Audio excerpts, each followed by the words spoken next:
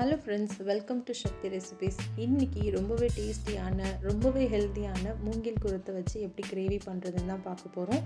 இந்த மூங்கில் குருத்தில் பார்த்திங்கன்னா நிறையவே ஹெல்த் பெனிஃபிட்ஸ் இருக்குது. முக்கியமாக protein, minerals, fibre, iron, vitamin அப்படின்னு நிறைய சத்துக்கு நிறைஞ்சிருக்கு.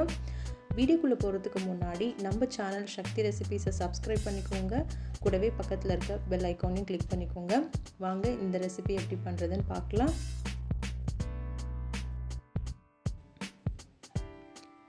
ஃபஸ்ட்டு இந்த ரெசிபி பண்ணுறதுக்கு ஸ்டவ் ஆன் பண்ணிவிட்டு ஒரு 3 டேபிள் ஸ்பூன் ஆயில் ஆட் பண்ணிக்கோங்க.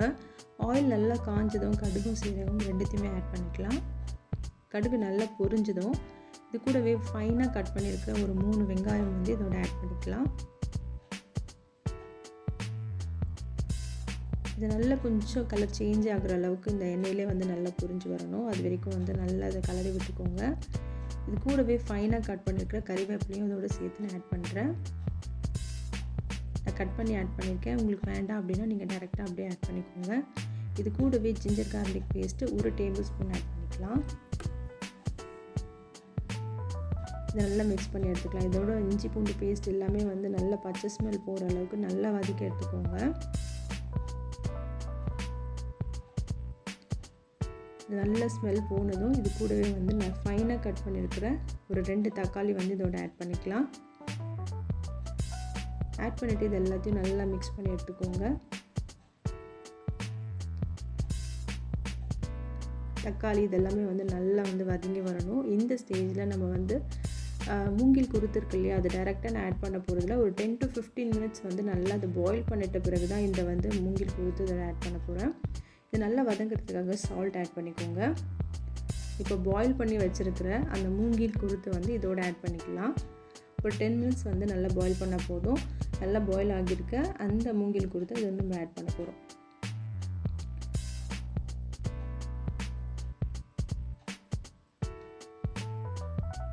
கொஞ்சம் கொஞ்சமாக அதோட ஆட் பண்ணிக்கலாம். ஆட் பண்ணிவிட்டு இது எல்லாத்தையும் இந்த மசாலாவோட இது எல்லாத்தையுமே மிக்ஸ் பண்ணி எடுத்துக்கலாம்.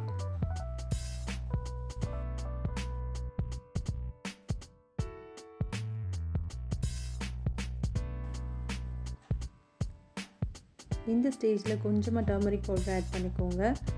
இது கூடவே காரத்துக்கு ஏற்ற மாதிரி கொஞ்சமாக ரெட் சில்லி பவுடர் ஆட் பண்ணிக்கலாம். நான் 1/2 டேபிள் ஸ்பூன் ஆட் பண்ணியிருக்கேன். ஆட் பண்ணிவிட்டு இது எல்லாத்தையுமே நல்லா கலரி விட்டுக்கலாம். கொஞ்சம் மீடியம் ஃப்ளேமில் வச்சு இந்த மசாலா இது எல்லாமே இந்த மூங்கில் குருத்தோட மிக்ஸ் ஆகிற அளவுக்கு நல்லா வதக்கி எடுத்துக்கோங்க.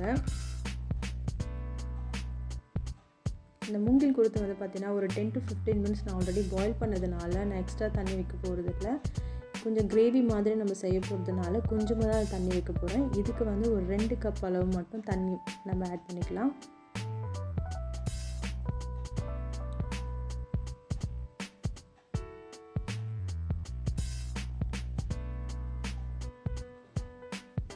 நல்லா மிக்ஸ் பண்ணி எடுத்துக்கோங்க.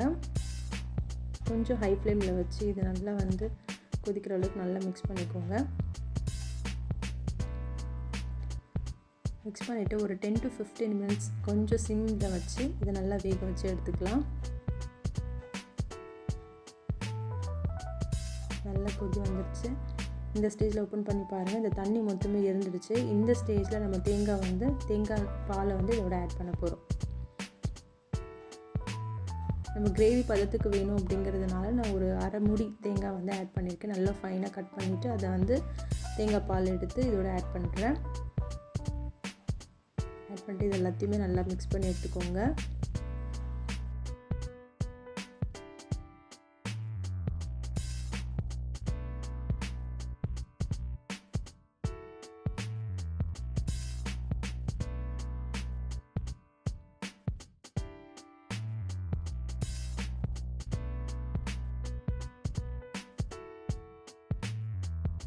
இது எல்லாத்தையுமே நல்லா மிக்ஸ் பண்ணிவிட்டு ஒரு 10 to 15 மினிட்ஸ் ஒரு மீடியம் ஃப்ளேமில் வச்சு இதை அப்படியே விட்டுடலாம்.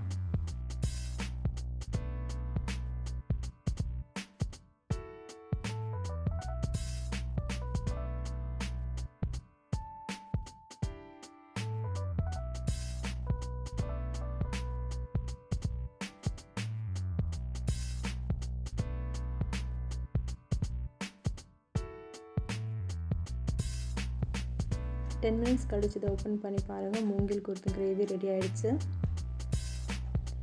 பார்க்கவே ரொம்ப கலர்ஃபுல்லாக இருக்குது. ரொம்பவே டேஸ்டியான ஒரு ரெசிபி. ரைஸ்க்கு சப்பாத்திக்கு ரொம்பவே சூப்பரான காம்பினேஷனாக இருக்கும்.